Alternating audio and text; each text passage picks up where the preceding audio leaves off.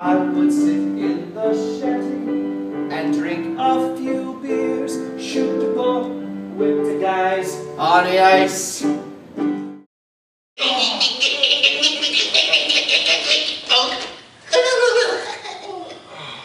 I was looking for, first and foremost, a small male musical.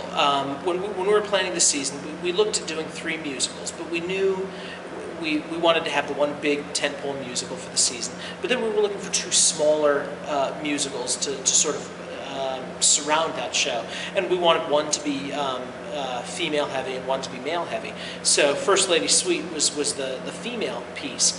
And then just looking for small male musicals.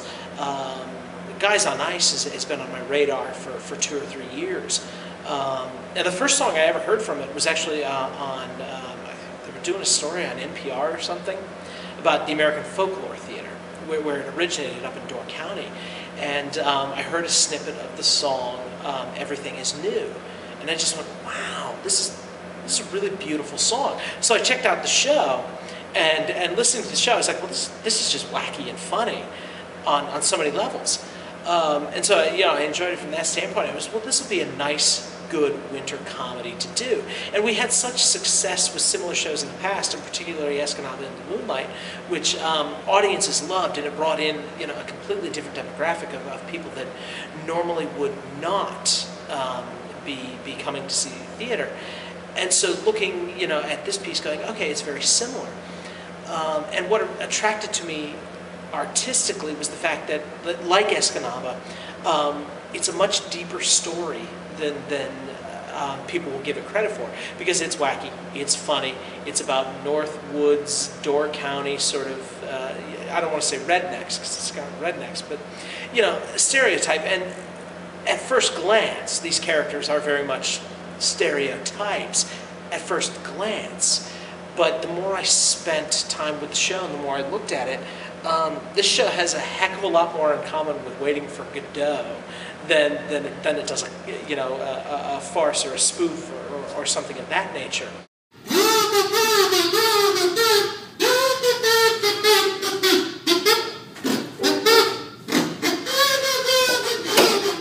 A wonderful cast of guys.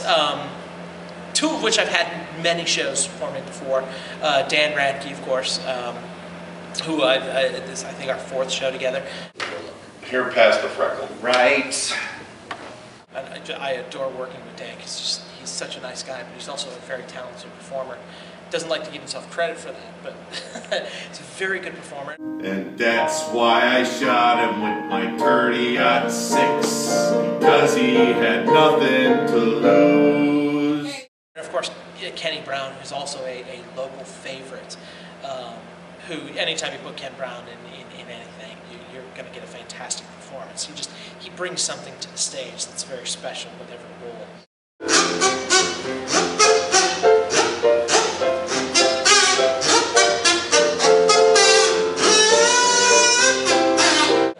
And Chuck Charbonneau, who's been in the community for a while, but is relatively new to LCT.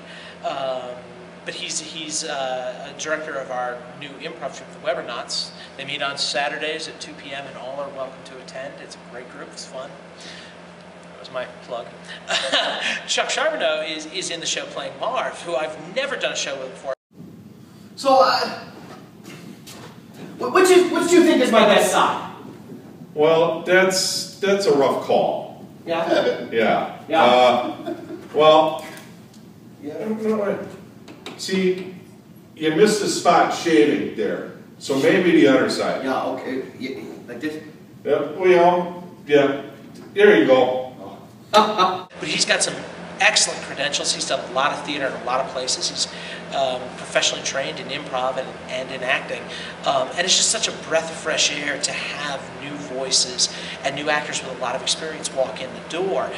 But what's really special is, and this is something you can't ever plan for, is this cast of people. Are they going to get along? Are they going to connect on stage? And it all comes down to you pick the best blend that you've got, that you feel, and you hope it works out. But very early on, these 3 discovered they had really nice chemistry together. I mean, Dan and Ken knew they had nice chemistry because they've done they've done a couple of shows together and really know what they're doing together and have a good sense for one another, what they're going to do, and to be able to anticipate. So then you have the wild card of throwing a third guy into that kind of a mix that's never worked with either one of them, has never seen their work. You're wondering, you know, is this going to become, you know, heavy on the relationship between the two of them? But no, they've all really blended very seamlessly together.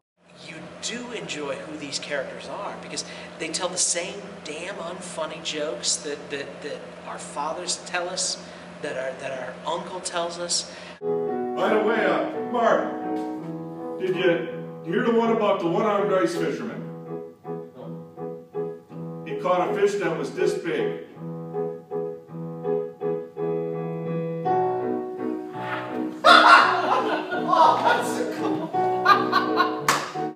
They do the same things that our friends, our neighbors.